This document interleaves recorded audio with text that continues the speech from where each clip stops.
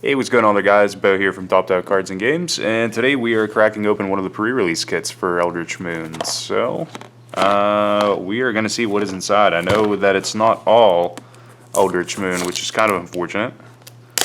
It sucks a little bit, but at the same time, they always do this with sets.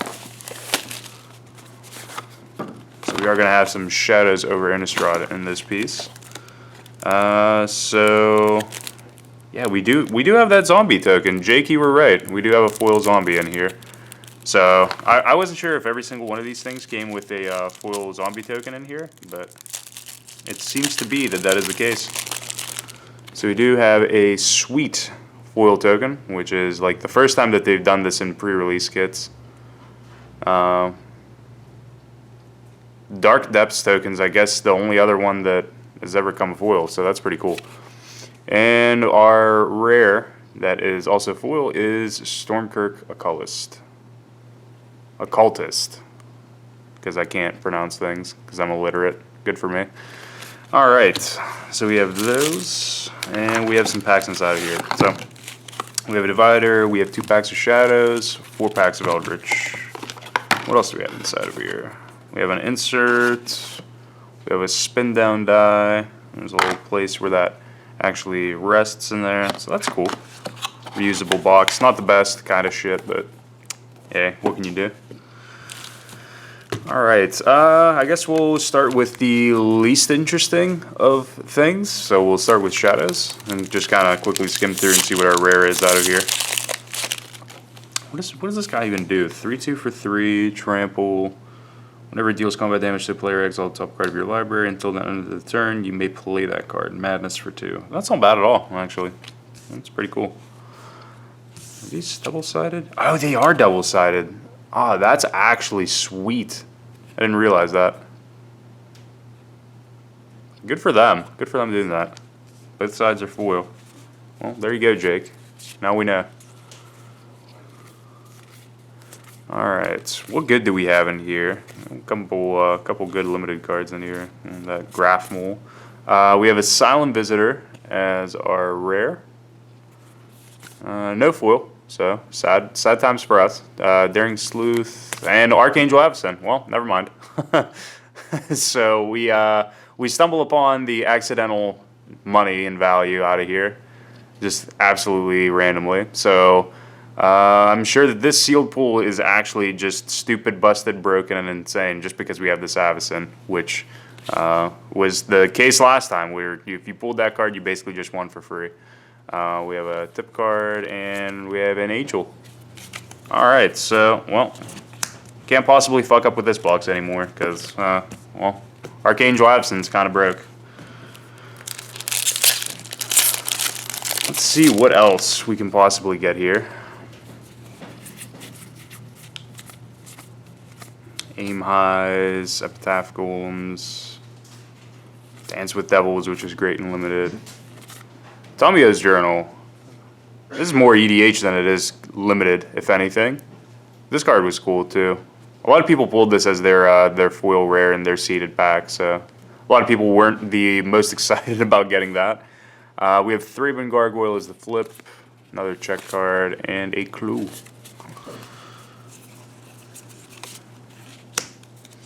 Alright, now on to the good stuff. So now on to see what cool things lie ahead of us here in Eldrich Moon. So we'll actually kind of skim through these guys a little bit slower, I guess, just so we can make it through and I can show you guys all the sweet stuff out of this set.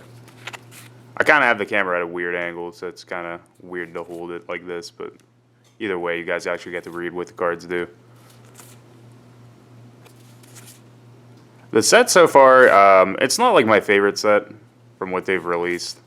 I'm definitely less impressed with this set than I was for Shadows, but there's still like a lot of really awesome stuff that is in Eldrich Moon. We have Newsgraph Mob, so 0/0 for 6, enters the battlefield with 5 counters on it. Whenever a player casts a spell, remove a +1/+1 counter from it and make a 2/2 black zombie creature token. That's pretty interesting. If it didn't cost 6, that'd be sweet. I mean, even if it gave you less counters, but even still, that card's real sweet. Shrill Howler as our flip card. Check a card and a zombie that is not two-sided or foil. Still looks cool though. I thought he was hanging on a noose for some reason. He's not. He's alright. Still dead, but he's alright. I don't think they could actually do that. I don't think they could put a guy on a noose in one of these cards. Alright, on to the second pack. We have a Prey Upon reprint as well.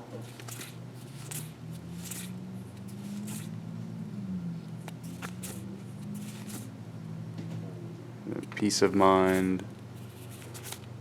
Courageous Outriders. Soul Separator. Alright, so this was the big talking piece a little bit earlier as far as the spoilers went. So this card's actually pretty cool. It's a 3-cost artifact with 5 mana tap, sacrifice it, which it sucks that it sacrifices because if this card didn't, it'd be broken.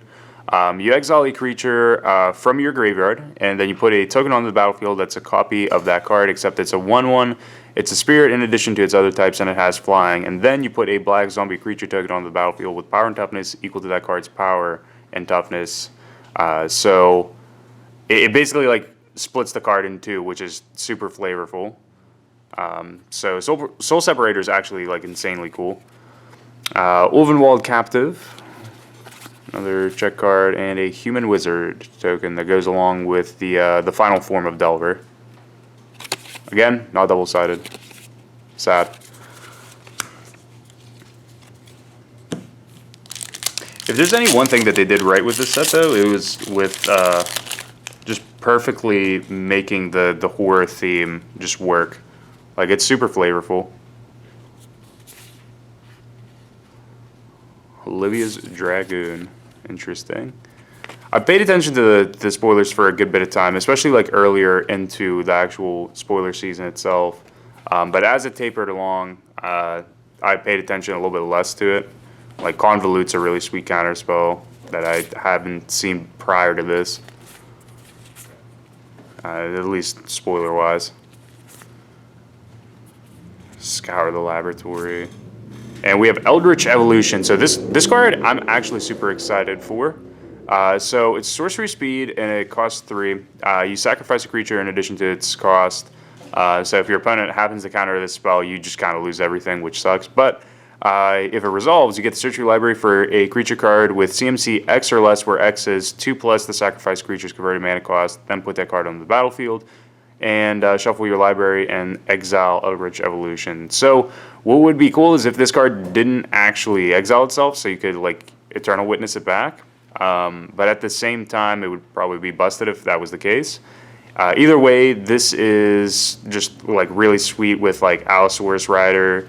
That was like one of the big things that everybody wanted to just kind of jam as soon as they saw this card, and it forced that card to spike up in price. But this card definitely has potential for doing something crazy and nutty. We have Kessig Prowler. We have a foil Markov Crusader. The foil's super underwhelming. It's like you can barely tell it's foil. I guess you can like here, but otherwise it doesn't look very foily. We have a Swamp and a Spirit. And last pack. So our last chance at pulling something insane. I mean, an Archangel Avacyn out of here is just really sweet nonetheless. So there's not much wrong that can be had with opening the rest of this one pack.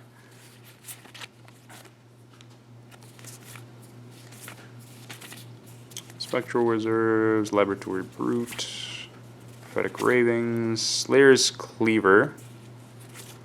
We have Graph Harvests, Clear Shots, and let's see, Splendid Reclamation. So 4-cost sorcery, return all lands from your graveyard to the battlefield tapped. I actually love this card for EDH, just because of like how many destroy land effects exist, all the Beast Withins that get used on your Reliquary Towers and Ancient Tombs and other things like that in EDH, and otherwise any Terastodons that resolve and blow up your lands, because that seems to be a problem in our play group. I actually like Splendid Reclamation a whole lot. Not very impactful, like almost at all for limited. It's just kind of a dud as far as pulling a rare goes, but cool card with implications otherwise. And Midnight Scavengers is our flip. We have a checklist card and a Eldrazi Horror spooky card. So yeah, those are our rares out of here. So let me know what you guys think of Eldritch Moon down in the comments below. Let me know how your pre-release goes as well.